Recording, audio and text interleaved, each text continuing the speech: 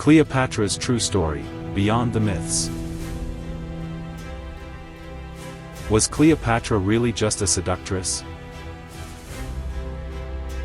Or was she one of the most brilliant political minds of the ancient world? Hollywood made her a temptress. Rome made her a villain. But history? History tells a different story. This is the shocking truth about Cleopatra, Egypt's last pharaoh, and what you're about to hear will completely change how you see her. Cleopatra VII Philopator was born in 69 BCE in Alexandria, Egypt. But here's what most people don't realize. She wasn't fully Egyptian. She was actually of Greek descent, part of the Ptolemaic dynasty that had ruled Egypt since Alexander the Great's general, Ptolemy I, took over. Cleopatra grew up in a world of royal chaos, assassinations, civil war, and sibling rivalries that would rival Game of Thrones. But unlike many of her royal predecessors, Cleopatra had something unique. She was highly educated, fluent in 7 languages, skilled in philosophy, astronomy, mathematics, and rhetoric. And she was the only Ptolemaic ruler who actually spoke the native Egyptian language. When her father, Ptolemy XII, died, Cleopatra co-ruled with her younger brother, who was only about 10 years old. But co-ruling didn't mean peace. Egypt's throne was no stranger to betrayal, and soon, Cleopatra was exiled by her own family. But Cleopatra didn't stay down. In 48 BCE, Julius Caesar arrived in Egypt while chasing his rival Pompey during Rome's civil war. Cleopatra saw her chance, and she took it. Now here's where the myth starts. They say she seduced Caesar by being smuggled into his chambers wrapped in a carpet.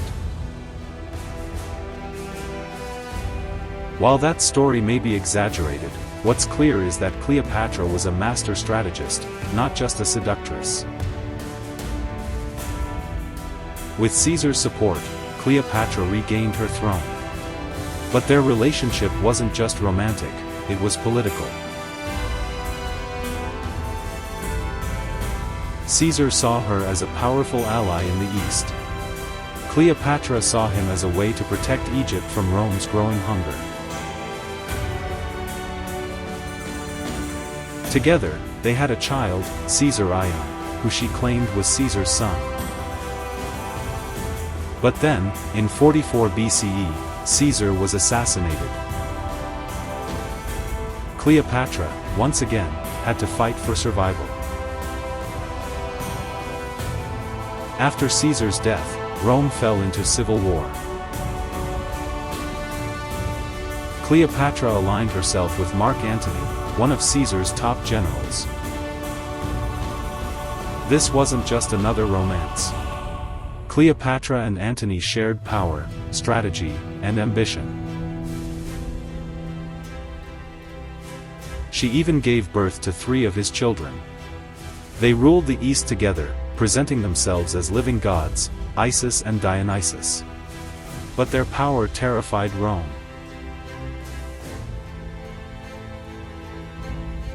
Octavian, Caesar's adopted heir, accused Antony of being bewitched by Cleopatra. He declared war. The final showdown came at the Battle of Actium in 31 BCE. Outnumbered and outmaneuvered, Antony and Cleopatra fled to Egypt. As Octavian advanced, rumors spread. Antony, thinking Cleopatra had died, fell on his own sword. Cleopatra, devastated and cornered, took her own life, likely by poison. The famous story of the ASP bite may just be myth. She was only 39 years old. Her death marked the end of the Ptolemaic dynasty, and with it, the end of ancient Egyptian rule. Egypt became a Roman province. So why was Cleopatra remembered only as a seductress? Because history is written by the victors, and the victors were Rome. Roman historians like Plutarch and Dio painted her as a manipulative temptress. Hollywood followed. But beneath the scandal was a shrewd, brilliant, multilingual leader who held off Roman conquest for decades, united Egypt during a volatile time, controlled powerful men, not by beauty alone, but by intelligence and presence.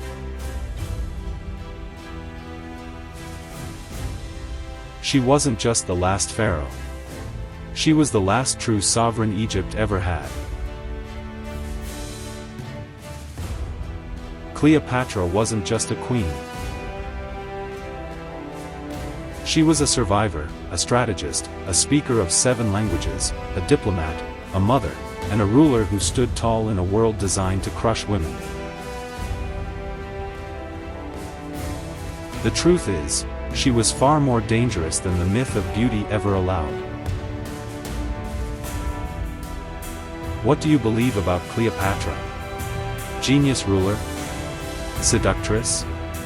Or something more? Drop your thoughts in the comments. And if you want more powerful stories like this, hit subscribe and turn on notifications. Bell hop bell. Clapperboard, thanks for watching, and remember, history is never just black and white, especially when the victors write the final chapter.